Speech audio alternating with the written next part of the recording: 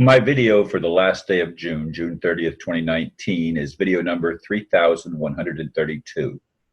The title is Enigmatic Dreams Create Bad Anxiety. Am I the only one who has dreams that do not make sense, where everything seems backwards or inverted in some way? Most of the time, I seem to simply forget whatever I may have been dreaming about. But there are also times when the dream lingers, leaving me pondering its meaning.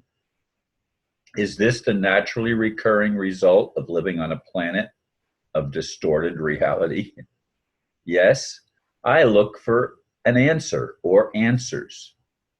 Like many people, I'd like to live my life in peace and experience harmony, even though the opposite seems to be the unfortunate reality of my human existence. Certainly, we all have feelings from time to time that something's not right, don't we?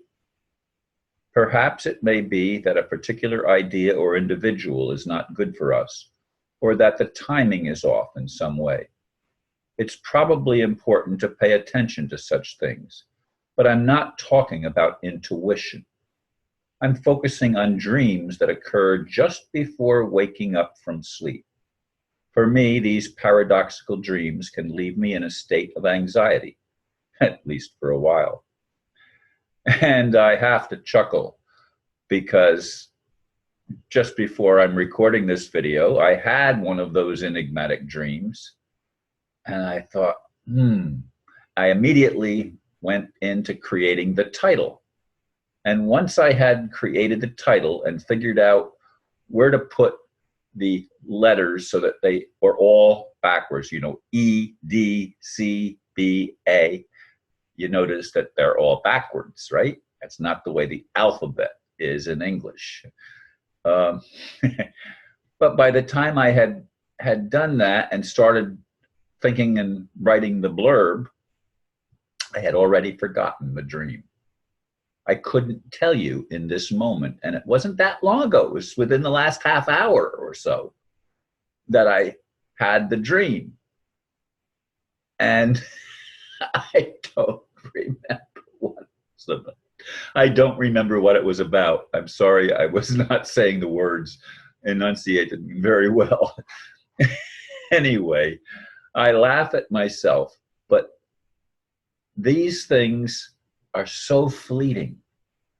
And perhaps from a higher perspective, our lives are just as fleeting as the dreams that we have. I know I've had dreams where I've done atrocious things. I thought, that's not me. I mean, I would never preside over a human sacrifice, and yet I actually had a past life regression, which is sort of like a dreaming state, where I was some kind of a priest presiding over a human sacrifice. Is that a reality? The setting, as I reflect now and try to remember, was sort of like an Aztec or something much more ancient than our modern era. But nevertheless, I identified the individual or the priest in the dream as being me, and I was appalled at what I was witnessing in that dream. And I've been appalled with many of the dreams that I've had. How could I have a dream like this? It's not who I am. It's not how I identify myself, certainly not in this lifetime. Have I had other lifetimes? It would seem that I have, and I have no doubt that reincarnation is a reality. We're on some kind of a treadmill that we get to keep coming back and repeating and repeating. And some suggest that's because we're going to have to keep repeating it till we get it right. But how are we going to get it right if we don't, most of the time, even remember the mistakes that we made in the past so that we can apply some type of correction to our own perception as well as our own actions? These are things that I wrestle with. I'd like to think I'm not the only one that wrestles with them. I used to get a lot of people commenting and supporting. I don't get so much comments now. And every once in a while, I have one or sometimes a couple of individuals that repeat a whole bunch of comments in succession. And they may be making a point, but it always irritates me that they do it that way. Why can't they sort of consolidate their thoughts and put it out? But I realize that the thoughts come in succession, and a person who is in the moment has this thought this moment, and then a few moments later has another thought. Oh, I need to add that. Now I'll go back and I'll amend the original comment. But in any case, that's another whole subject. But you see how easy it is for me to get sidetracked, and I think others get sidetracked just as easily with things that take us out of the moment. Or is it in the moment when we are pondering what is real, when we are thinking about the situations, not only that we are in, but that our friends are in? Because it's not just me alone that's facing the enigma of living on a planet where everything seems inverted and where the leaders seem to be the most incapable of leading into anything that would be considered substantially good. And when I say substantially good, I mean in the physical reality. And of course, I keep coming back to some of my friends that say, Ron, it's all an illusion. I get that. I know that that's the perception of some, but does that mean that the illusion isn't supposed to make some sense? Does that mean that we're not supposed to have the ability to derive meaning from the things in our life, that it's just an illusion, so it doesn't matter? That it's all going to just get erased in the next lifetime, in the next go round, if you will. These things trouble me. And an enigma, of course, is a paradox where everything seems inside out and backwards.